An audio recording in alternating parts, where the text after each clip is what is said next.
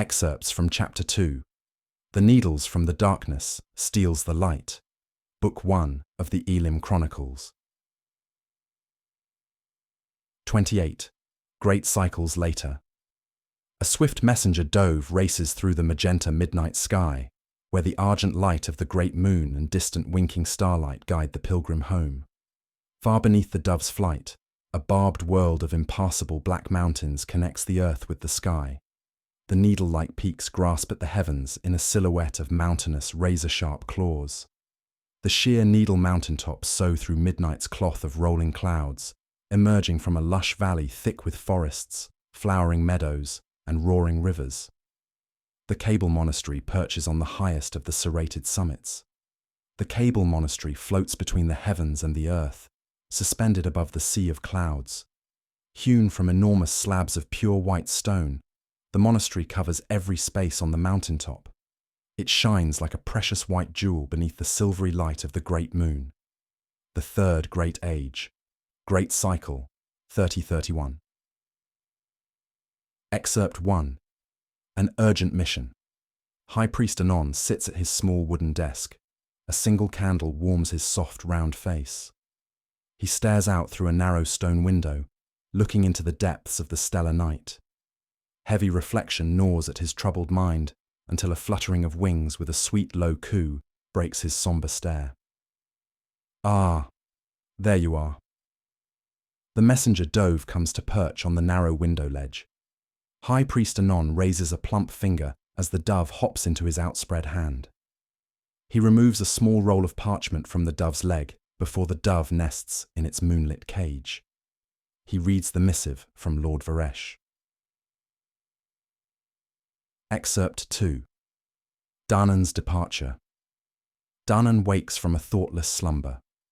Pale moonlight seeps into his small room through a single narrow stone window.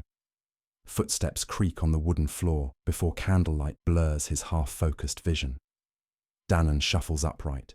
His hard wooden bed creaks in aged protest.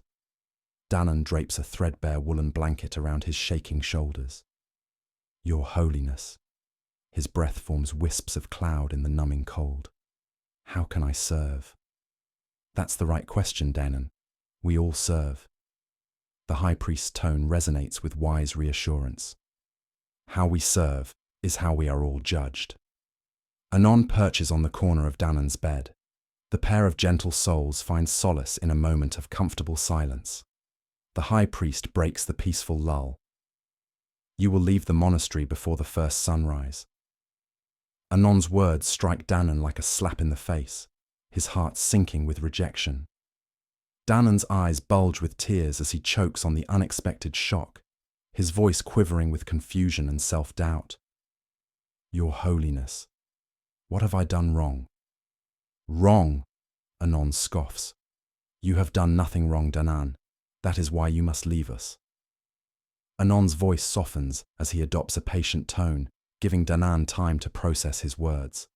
He rubs circles into his sleepless eyes before he fixes Danan with a soft, steady stare.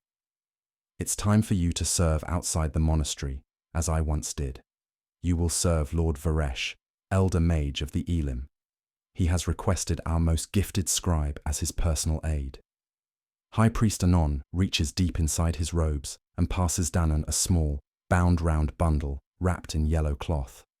I trust you to deliver this to Lord Varesh. Do not let curiosity better you. Keep it hidden. Keep it safe. Excerpt 3. The Descent High Priest. Anon clings to the deepest shadows of the corridor, akin to a thief in his own home. Follow me and keep up. The great hall is aglow with the luminescence of argent moonlight. No chairs adorn the space, as all must kneel before the majestic basalt throne. The polished jet-black stone reflects the splendor of the heavens above, where two enormous bone horns rest on a raised stone platform. Each horn is as long as 4 men and wide enough to lay 1 man across it. At the light of the first sun, the horns resonate with the breath of the Creator, heralding daylight. Danan glances upward at the heavens, where, high above the monastery, the great nebular eye of the One sits within a golden corona, swimming in a cerulean sea. Danan stands at the world's edge, a speck of holy dust, gazing at the dazzling stars, the infinite sky, and an ocean of rolling clouds. The great moon shines brightly, while the dead moon hangs in the vast sky, a vast, lifeless orb of extinguished life, the eternal shadow in the sky. Danan's mind swirls with unanswered questions as his reluctant gaze wanders over the narrow cliff ledge. His stomach lurches as he peers down to a thick blanket of slate-grey clouds beneath him. The One wills it.